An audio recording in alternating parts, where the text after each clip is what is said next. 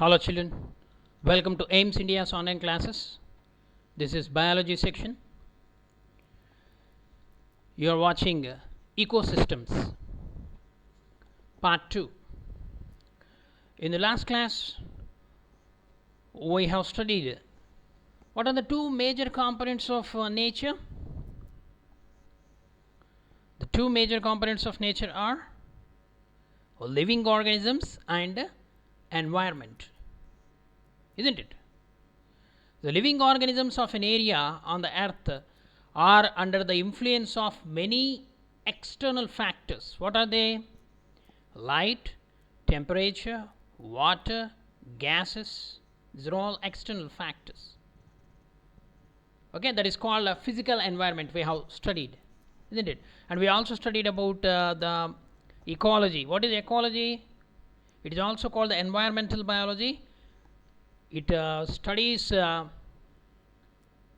relationship between the living organisms and their surroundings, isn't it?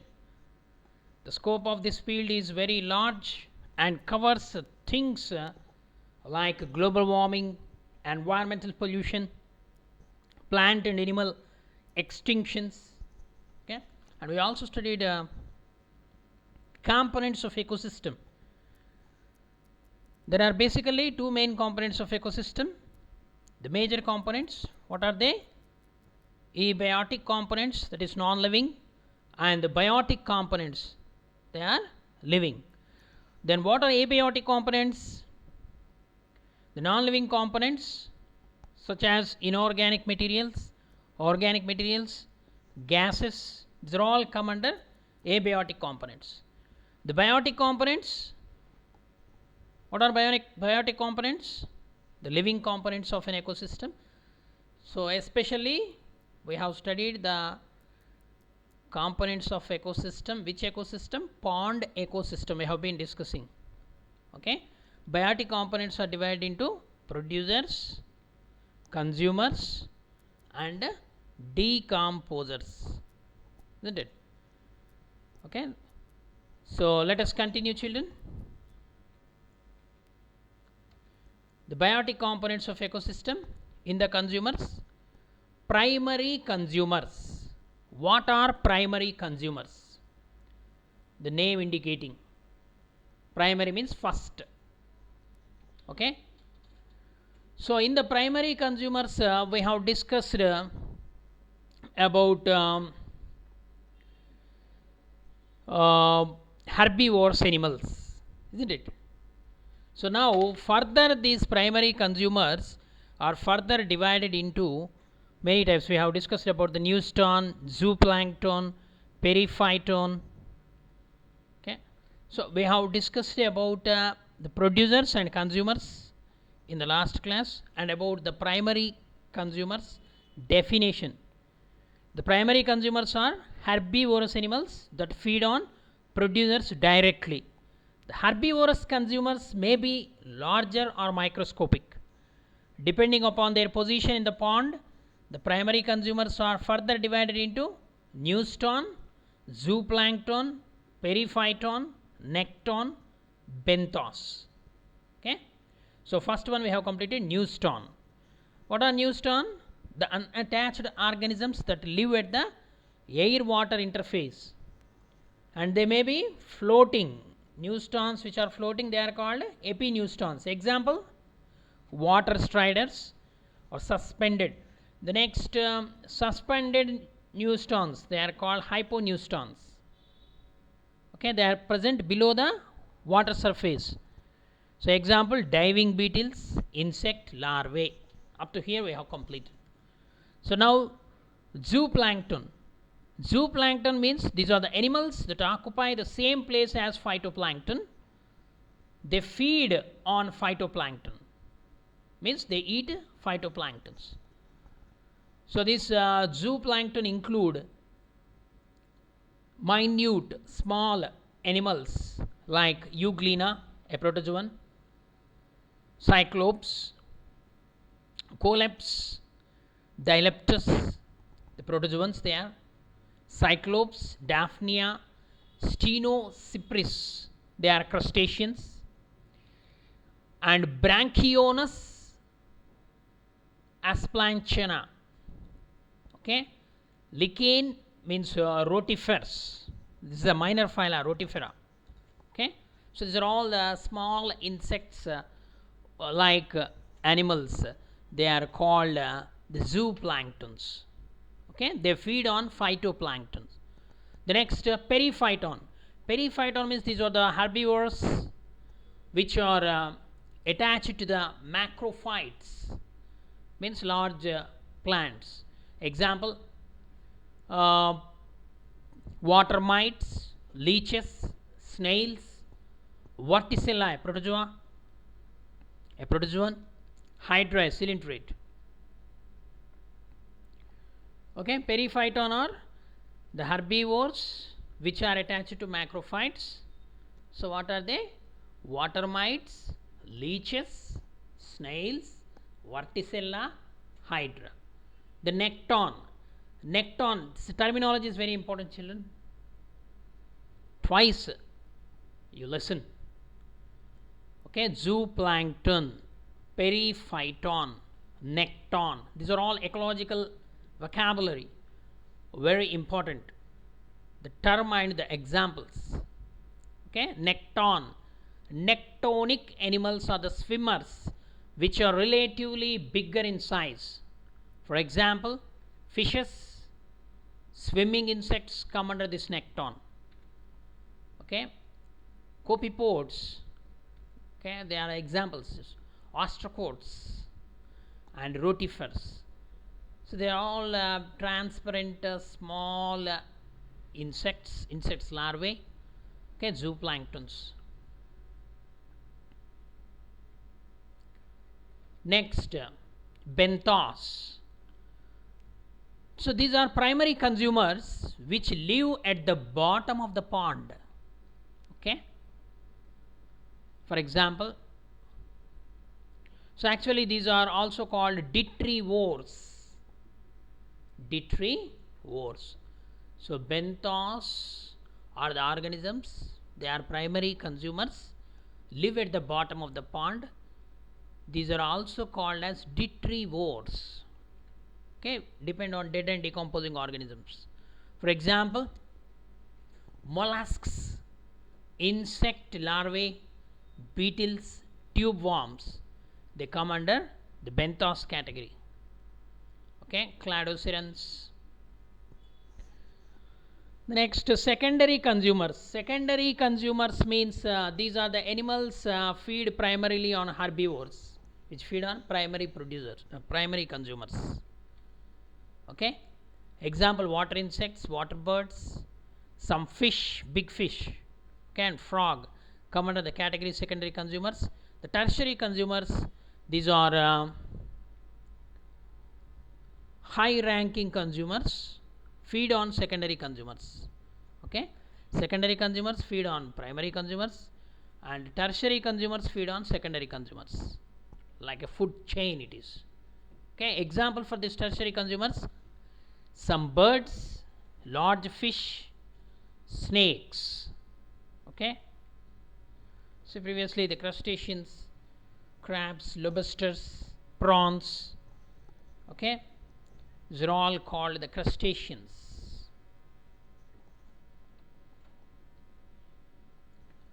The last decomposers or scavengers, they are also called.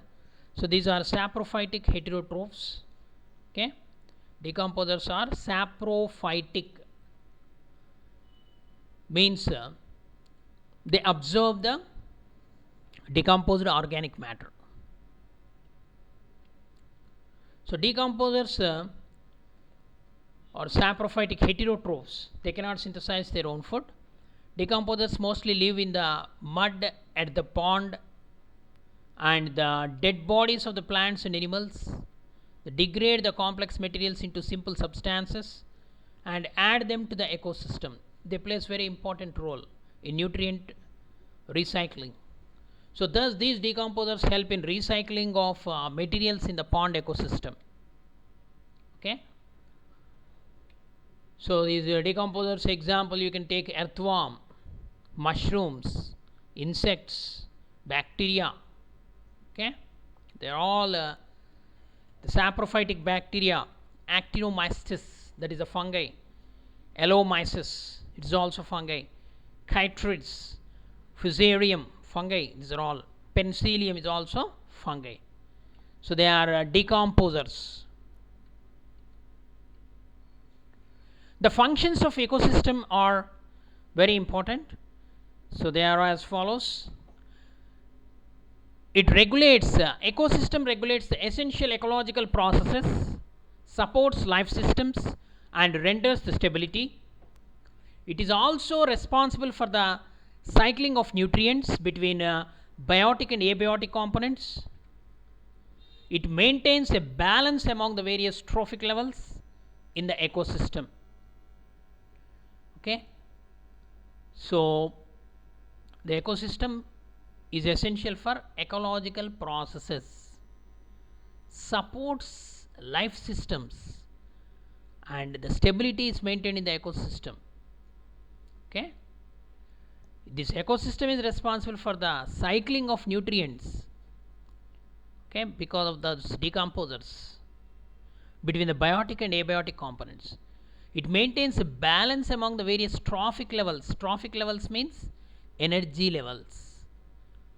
Okay, nothing but the primary producers, primary consumers, secondary consumers, tertiary consumers, they are all trophic levels in the ecosystem. Okay,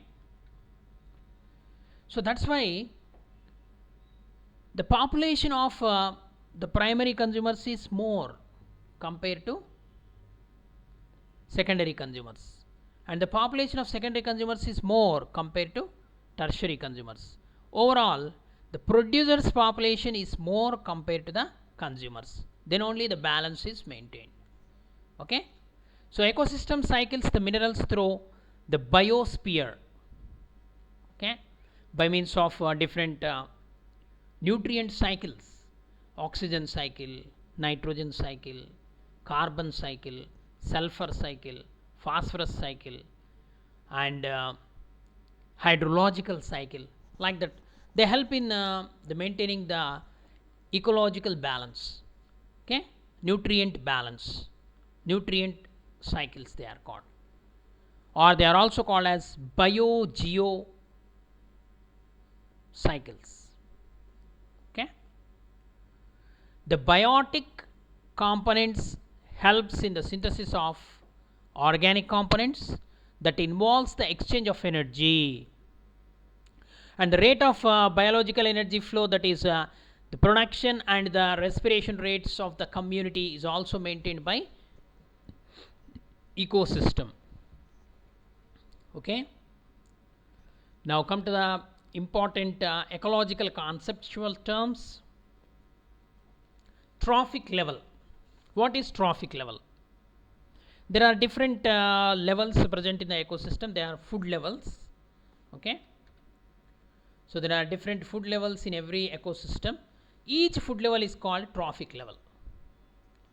So in general, an ecosystem consists of 4 trophic levels. What are those 4 trophic levels? Trophic level 1, that include autotrophs, which produce energy by photosynthesis. They are the first trophic level. Producers come under trophic level 1 in any ecosystem. The trophic level 2, herbivores, primary consumers, which consume the plant materials, come under trophic level 2. Then trophic level 3 include carnivores, small carnivores, which consume the herbivores. Okay, so here plant material is given, that is wrong, which consume the herbivores. Then the last top level, that is the trophic level 4, which include large carnivores or omnivores, which consume the carnivores, small carnivores, okay, or animals, small animals. Okay, so there are 4 trophic levels. The food energy is always transferred from the trophic level to one trophic level to another trophic level in ecosystem along a food chain. Okay, so trophic level 1, they prepare their own food. Okay, the herbivores feed on plants, then carnivores feed on herbivores, then the higher carnivores feed on small carnivores, like that. The exchange of food, okay, the energy will be exchanged in the form of food. It is called a food chain. The producers form the first or basic trophic level, which is always the bottom. This is the trophic level 1, producers. There is a wastage of energy as well as the materials when the food passes from one trophic level to another trophic level. The food energy, when it transfers from trophic level 1 to trophic level 2, some amount of energy is wasted. Okay, in the same manner from trophic level 2 to trophic level 3, okay, the average of 10% of energy is getting wasted in one form or other form. Okay, next, food chain. You know very well what is the universal source of energy for any ecosystem? Sunlight. The sun is the ultimate source of energy on earth. It provides the energy required for all plant life. This energy is utilized by the plants for the process of food synthesis, that is called photosynthesis, which is used to synthesize their food. So during this biological process, light energy is converted into chemical energy and is passed on through successive levels. Okay, in trophic level 1, producers, green plants, they convert the light energy into chemical energy. Photo means light, synthesis means preparation of the food. The preparation of the food in the presence of light is called photosynthesis. Okay, so during this biological process, that is photosynthesis, light energy is converted into chemical energy. Then what happened? That energy is passed on through successive levels, means from trophic level 1 to trophic level 2, then like that. The flow of energy from a producer to a consumer and eventually to an apex predator, trophic level 4, or a detrivore, is called a food chain. Okay, the flow of energy from a producer to a consumer and eventually to the apex predator or a detrivore is called a food chain. You can see here, first producer, the energy present in these plants passed into the grasshopper. It is a primary consumer. Okay, this is producer. Then there are 3 levels of consumers are there: primary consumer, secondary consumer, tertiary consumer. Even apex predator come under the tertiary consumers. Okay, so grasshopper passed into the bluebird, secondary consumer, and eaten by the snake, tertiary consumer. The snake is eaten by owl, it is an apex predator. And then after the death of these predators, then decomposers, fungi, bacteria, again they add minerals to the soil, which is useful for the producers. This is called a food chain. Okay, the process of transfer of energy from one trophic level to another trophic level, it is called energy transformation. During this energy transformation, some amount of energy gets wasted. 100% transformation does not occur, okay, in any ecosystem, in any food chain. Okay, children, let us proceed. Another important conceptual term, okay, food chain we are discussing. The dead and decaying matter along with organic debris is broken down into its constituents by scavengers. The scavengers convert the dead and decaying organic matter into, okay, small minerals. Okay, these constituents are taken or observed by the producers once again. Okay. So after gaining the energy, the reducers liberate molecules to the environment, which can be utilized again by the producers. Okay, here the two terms we come across: reducers, producers. Okay, reducers, they convert, okay, that minerals or that decomposing organic matter into the useful nutrients for the plants. Okay, so those molecules are observed by or utilized again by the producers. A food chain is a network of links in a food web. Okay, a group of food chains is called a food web. So here what happened? The producers are consumed by the predators, primary and secondary consumers. Predators are nothing but, and then the detrivores, and finally the decomposers. Okay, so that energy is shared. When many such individual food chains occur in an ecosystem, then it is known as a food web. The interchaining of the food chains is called a food web. Okay, here one example is given. See, this is a food web. There is no starting point. Okay, starting point is always the green plants. Here the berries and plantain. These are the producers. Then grasshopper, it may be eaten by the frog. Okay, so here green fly eaten by the ladybird, dragonfly, okay, and butterfly. They're all eaten by this frog. Frog eaten by the snake. Snake eaten by, okay, the buzzard. And again, see, it will also feed on the rabbit, which eat this plantain. Okay, mouse, which feed on the plantain, eaten by the fox. So this is a food web. It is like a web interconnection of several food chains together form a food web. Okay, children, I hope you followed. Read the book. Thank you for watching our video. Please subscribe our channel and press the bell icon for receiving latest updates.